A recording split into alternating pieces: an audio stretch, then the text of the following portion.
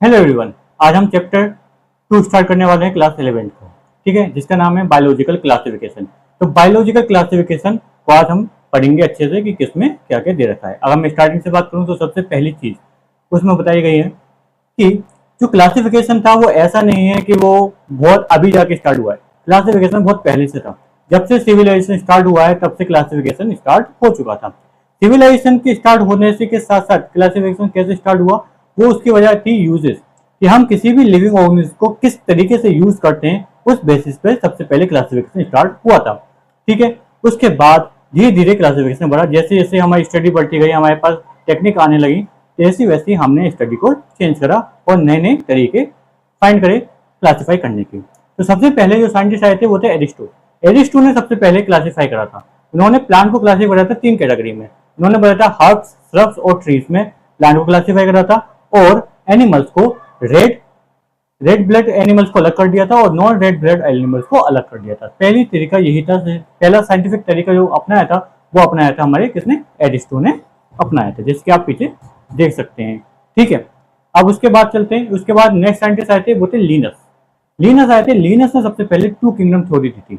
उन्होंने बताया था कि लिविंग ऑर्गेनिज्म को देखें तो लिविंग ऑर्गेनिज्म 2 तरह के दिखाई देते हैं, या तो वो प्लांट होंगे या एनिमल होंगे। इस तरीके से उन्होंने 2 किंगडम थ्योरी बताई क्लासिफिकेशन की। लेकिन 2 किंगडम थ्योरी में दिक्कत ये थी कि जितनी भी लिविंग ऑर्गेनिज्म की रिसर्च होने लगी थी, जैसे जैसे वो आइडेंटिफाई होते जा रहे थे, वैसे वैसे ऑर्गेनिज्म उन 2 कैटेगरी में फिट नहीं बैठ रहे थे। तो जिसकी वजह से हमारे नेक्स्ट साइंटिस्ट आए, उनका नाम था आर.एच. विटेकर।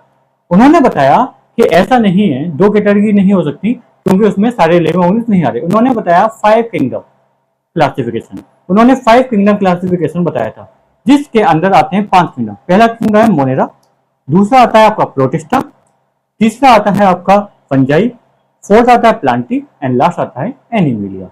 ऐसे करके उन्होंने 5 किंगडम क्लासिफिकेशन दिया आर.एच. विटेकर ने। ठीक है, अब हम आगे बात करें तो उन्होंने कुछ बेसिस अपनाए थे जिसकी वजह से, जिस बेसिस पे उन्होंने उस चीज को क्या करा था, क्लासिफाई करा था। अब वो कौन कौन से बेसिस है उसको देख लेते हैं। सबसे बेसिस जो है वो है आपका सेल स्ट्रक्चर। सबसे पहले उन्होंने किस बेसिस पे करा था, सेल स्ट्रक्चर की बेसिस पर। नेक्स्ट था बॉडी ऑफ, सेल स्ट्रक्चर बता देता हूँ पहले। सेल स्ट्रक्चर का मतलब है उसकी किसी भी लिविंग होगी सेल कैसे होगी, वो यूकैरियोटिक सेल है या प्रोकैरियोटिक सेल है। और मुझे लगता है कि आपको पता होगा यूकैरियोटिक और प्रोकैरियोटिक क्या होता है। वेरी सिंपल से बता दूं, प्रोकैरियोटिक सेल वो सेल होती हैं जिनके अंदर वेल न्यूक्लिएट नहीं होता, वेल डिफाइंड न्यूक्लियर नहीं होता, जबकि यूकैरियोटिक सेल के अंदर वेल डिफाइंड न्यूक्लियर होता है। ठीक है, अभी थोड़ा सा बता रहा हूँ, आगे जाके आप और सीखेंगे। जब सेल वाले चैप्टर पढ़ेंगे तो सेल वाले चैप्टर में पूरा डिटेल है इसके अंदर। ठीक है, नेक्स्ट जो उन्होंने दिया था वो दिया था हमारा बॉडी ऑर्गेनाइजेशन, यानी कि लिविंग ऑर्गेनिज्म का ऑर्गेनाइजेशन कैसा है, बॉडी कैसे बनी है, मल्टीपल सेल है या फिर यूनिसेलुलर है, एक सेल की बनी है या फिर बहुत सारे सेल से मिलकर बनी है, ये बोला था। दूसरा तरीका ये था, बेस्ट था क्लासिफिकेशन में। थर्ड क्लासिफिकेशन था मोड ऑफ न्यूट्रिशन, यानी कोई भी चीज खाना कैसे खाता है, यानी कि उसका खाने का तरीका क्या है, वो ऑटोट्रॉफिक है या हेट्रोट्रॉफिक है, अपना खाना खुद बनाता है या फिर किसी दूसरे लिविंग ऑर्गेनिज्म पर डिपेंड रहता है खाने के लिए। तीसरी चीज जो बताई थी वो बताई थी हमें रिप्रोडक्शन। चौथी चीज जो थी, सॉरी फोर्थ थी, वो थी रिप्रोडक्शन, कि वो किस तरीके से रिप्रोड्यूस करता है, कैसे अपने नंबर को बढ़ा रहा है, कैसे पॉपुलेशन उसकी इंक्रीज कर रही है, किस तरीके से वो रिप्रोड्यूस करता है, क्योंकि रिप्रोडक्शन की भी अलग अलग मेथड है। इस वजह से रिप्रोडक्शन भी एक क्राइटेरिया रखा गया था किसी भी ऑर्गेनिज्म को डिवाइड करने के लिए, क्लासिफाई करने के लिए। And the last of phylogenetic relationship. Last क्या है, फाइलोजेनेटिक रिलेशनशिप। अब फाइलोजेनेटिक रिलेशनशिप क्या है, फाइलोजेनेटिक रिलेशनशिप का मतलब है इवोल्यूशनरी कैरेक्टर, यानी कि इवोल्यूशन उसका कैसे हुआ है, वो किस ऑर्गेनिज्म से, पहले किस लिविंग ऑर्गेनिज्म से वो मिलकर बना था, पहले वो कैसा था उसके बाद कैसा है। जैसे कि बोला जाता है ह्यूमन बींग्स जो है वो चिंपैंजी से बिलोंग करते हैं, यानी वो उसकी तरह दिखाई देते हैं। तो उस करेक्टर को देखा गया कि ये किससे, इसके एंसेस्टर क्या हों, कौन होंगे, किससे ये नई जनरेशन बनी है। ठीक है, किसी इवोल्यूशन हुआ है इनका। ये था लास्ट टॉपिक। ठीक है, जो इसमें उन्होंने आर.एच. विटेकर ने यूज करा था किसी भी ऑर्गेनिज्म को क्लासिफाई करने के लिए। 5 उन्होंने चीजें अपने दिमाग में बेस बनाई थी किसी लिविंग ऑर्गेनिज्म को डिवाइड करने की। अब हम पढ़ेंगे कि 5 किंगडम क्लासिफिकेशन की जरूरत क्या थी, क्यों 5 किंगडम क्लासिफिकेशन दिया गया। तो उसकी पहली वजह यही थी कि बहुत से लिविंग ऑर्गेनिज्म ऐसे थे जो ना तो प्लांट से बिलोंग कर रहे थे और ना ही एनिमल से बिलोंग करते थे। तो दोनों कैटेगरी में वो फिट नहीं बैठते थे, जैसे कि बैक्टीरिया, फंजाई और एल्गी। ये ऐसे एलिमेंट थे, ऐसे लिविंग ऑर्गेनिज्म थे जो फिट नहीं बैठ रहे थे, जिसकी वजह से 5 किंगडम फाइव किंगडम क्लासिफिकेशन लाया गया। ठीक है, दूसरा जो था वो था हमारा इनका mode of nutrition, reproduction, mode of reproduction, cell structure. ये सारी चीजें क्या थी, इनकी बड़ी डिफरेंट थी लिविंग प्लांट से और एनिमल से। ठीक है, और थर्ड पॉइंट था, थर्ड पॉइंट ये है कि थर्ड पॉइंट में ये बताया गया है कि तीसरा पॉइंट ये दे रहा है, जो क्राइटेरिया था, अब धीरे धीरे क्या हो रहा है, जैसे साइंटिफिक स्टडीज बढ़ती चली आ रही हैं, टेक्निक हमारे पास काफी आ रही हैं, तो उसी वजह से क्लासिफिकेशन का तरीका भी चेंज हो रहा है। ठीक है, इसलिए फाइव किंगडम सिस्टम लाया गया, पहले ये फाइव किंगडम सिस्टम नहीं था।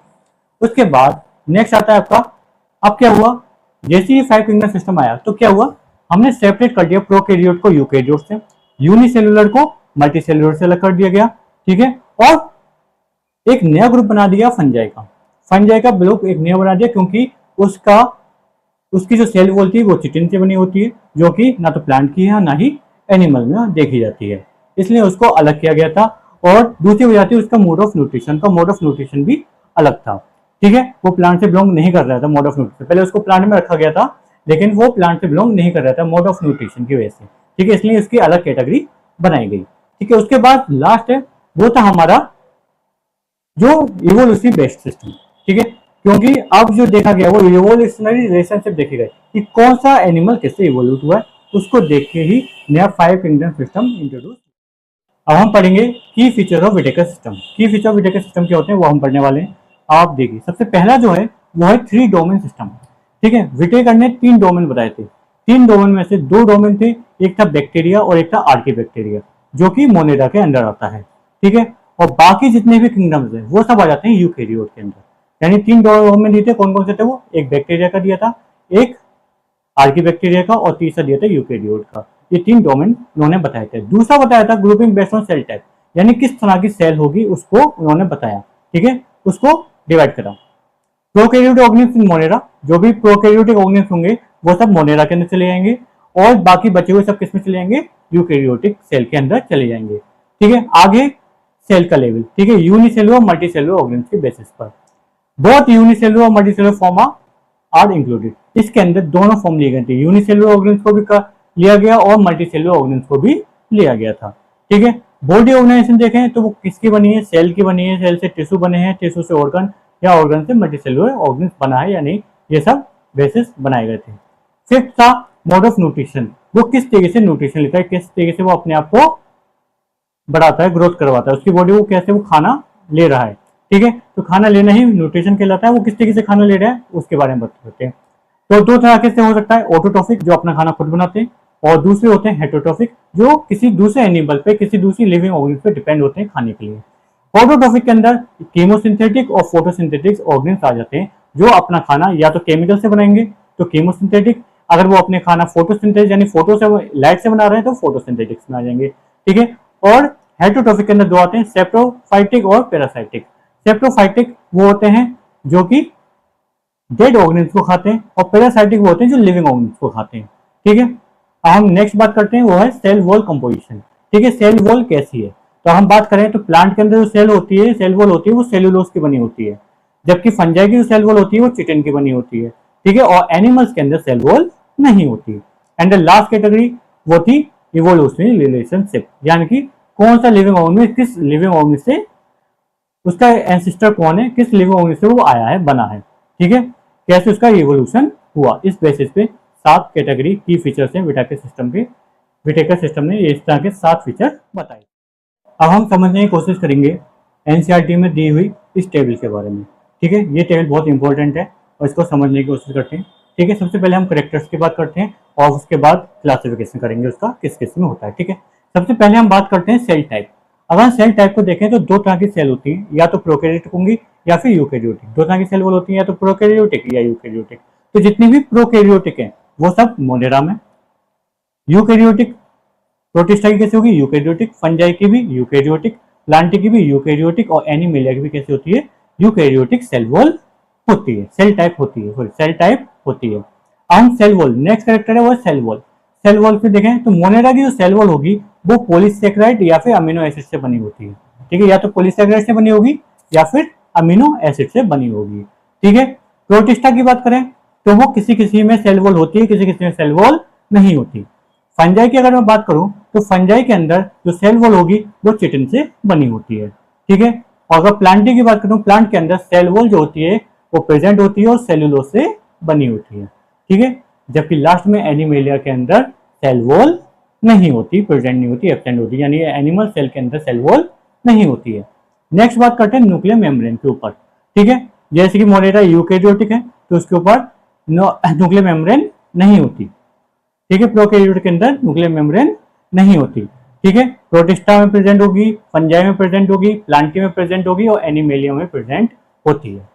अब बात करते हैं नेक्स्ट कैटेगरी, वो है आपकी बॉडी ऑर्गेनाइजेशन, यानी कि बॉडी का ऑर्गेनाइजेशन कैसे है, वो सेलुलर है, मल्टी सेलुलर है, क्या है ये हम पढ़ते हैं, ठीक है। तो बॉडी ऑर्गेनाइजेशन की बात करें तो सबसे पहले मोनेरा जो है वो सेलुलर यानी सिंगल सेल ऑर्गेनिम्स के अंदर आ जाते हैं। ऐसी सेम प्रोटिस्टा भी सिंगल सेल ऑर्गेनिम्स की बनी होती है, ठीक है, वो भी सेलुलर ही है, यानी कि सेल से बनी होती है, एक ही तरह की सेल उसमें देखने को मिलेंगी। जबकि फंजाई कैसी मल्टी सेलुलर होती है, फंजाई के अंदर बहुत सारी सेल प्रेजेंट होती हैं, ठीक है। प्लांट के अंदर टिश्यू ऑर्गन लेवल का सिस्टम होता है, कैसा होता है, टिश्यू ऑर्गन लेवल, यानी इसमें ऑर्गन भी होंगे और टिश्यू भी होंगे। जबकि एनिमेलिया के अंदर टिश्यू भी होते हैं, ऑर्गन भी होते हैं और ऑर्गन सिस्टम भी होता है, ये सारी चीजें देखी जाती हैं। नेक्स्ट टाइप की बात करते हैं तो वो नेक्स्ट टाइप है मोड ऑफ न्यूट्रिशन, यानी किस तरह का खाना वो लेते हैं, ठीक है। सबसे पहला है मोनेरा की बात करें तो वो ऑटोट्रोफिक होता है, कैसा होता है, ऑटोट्रोफिक, ठीक है। कीमोसिंथेटिक भी हो सकता है और फोटोसिंथेटिक भी हो सकता है, ठीक है। जबकि प्रोटिस्टा की बात करें तो प्रोटिस्टा कैसा होता है, प्रोटिस्टा आपका होता है ऑटोट्रोफिक होता है और हेटरोट्रोफिक दोनों हो सकता है। फंजाई की बात करें तो फंजाई हमेशा हेटरोट्रोफिक ही देखने को मिलती है और सेप्रोफाइटिक और पैरासाइट इसमें आते हैं, ठीक है। उसके बाद प्लांट सभी को पता है प्लांट कैसा है, ऑटोट्रोफिक होता है, फोटोसिंथेसिस से अपना खाना बनाता है। एनिमेलिया यानी एनिमल्स की बात करें तो ये हेटरोट्रोफिक होते हैं, ठीक है, और ये होलोजोइक हैं, यानी अपना खाना किसी दूसरे एनिमल से लेते हैं और सेप्रोफाइटिक होते हैं। कुछ एनिमल्स ऐसे होते हैं जो मरे हुए एनिमल डेड ऑर्गेन्स को खाते हैं, तो वो कहलाते हैं एनिमेलिया में आ जाते हैं। ये थी लास्ट और बड़ी इंपॉर्टेंट एनसीईआरटी की एक टेबल, आप अच्छे से इसको पढ़ना है क्योंकि एग्जाम में इससे भी क्वेश्चन अच्छे से आते हैं।